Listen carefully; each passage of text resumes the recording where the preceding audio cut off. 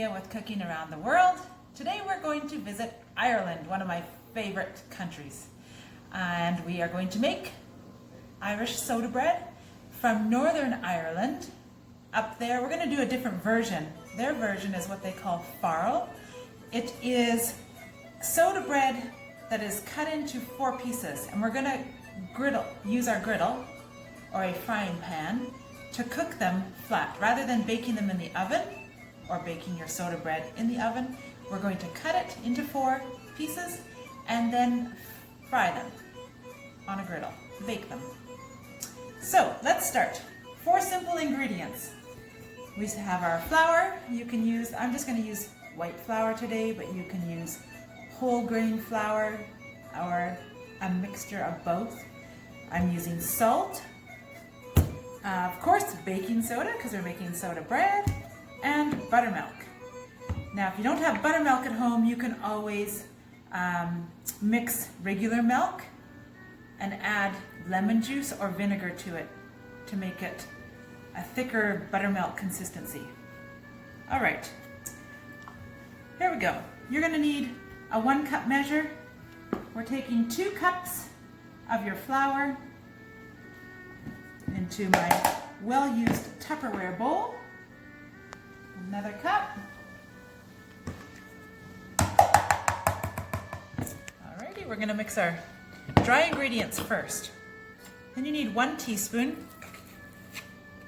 of baking soda. Try not to get any lumps in there. If you have lumps, break them down. Sprinkle that over your flour. Then we'll take our salt, a 1/2 teaspoon of salt. Sprinkle that into your bowl. Then you can mix with either a wooden spoon or spatula. Either works. I'm going to use a spatula. Okay, mix up all your dry ingredients. And then make a well in the middle. We were lucky enough last year, almost a year ago, to take a group to Ireland, and we visited Tracy Jeffries, she has Northern Ireland food tours. And we got to go to her home. It was awesome. Right into her home. And she taught us how to make soda bread in her kitchen, which we then enjoyed after cooking it with our group. And we could take a lot of it. We could hardly eat it all, so we took it with us when we went.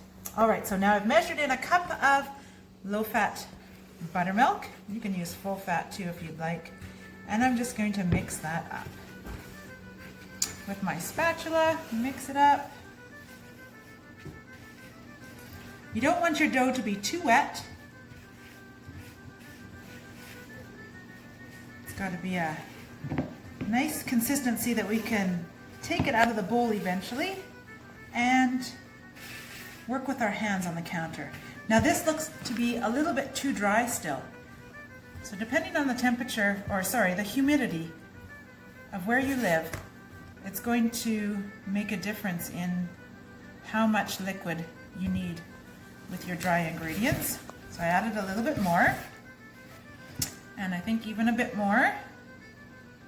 So far I've probably added another 3 tablespoons, 3 to 4 tablespoons. Now this is coming together good. Mixing it up. Perfect. There we go, nice. Now, I'm going to take a bit of flour, sprinkle it on my surface here where I'm going to be working. Move a bit of this out of the way. Okay, and a little bit there.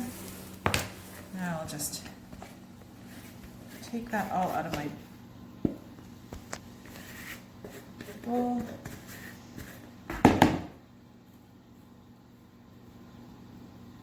Onto my work surface. Nice. And a bit more on that. You can put some on your hands before you start working with it. Make sure it's all sticking to your hands, you can add more flour.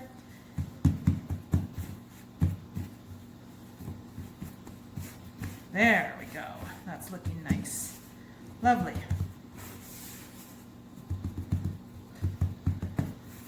Perfect. Now I'm going to just pat it out into a nice round circle. If it's sticking again, add a bit more flour.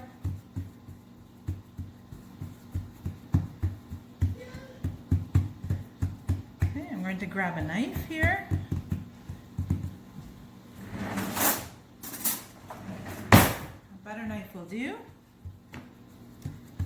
Once you have it about 3/4 of an inch thick, you can cut that into 4.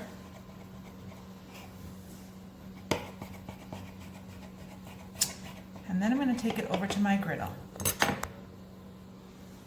I have my griddle warming up here. I put it to a medium, low to medium heat. You can use a frying pan as well. And then I'm just going to sprinkle a little bit of flour over the area where I'm going to be putting down my soda bread. Okay, now brought over one here, and you're just going to pat it onto your pan. Fix its shape if you want. Then I'll grab one more. Remember you want to keep it about 1/2 inch thick. Okay, I'll get another one. This one can go up here on the top of the pan. There, and one more.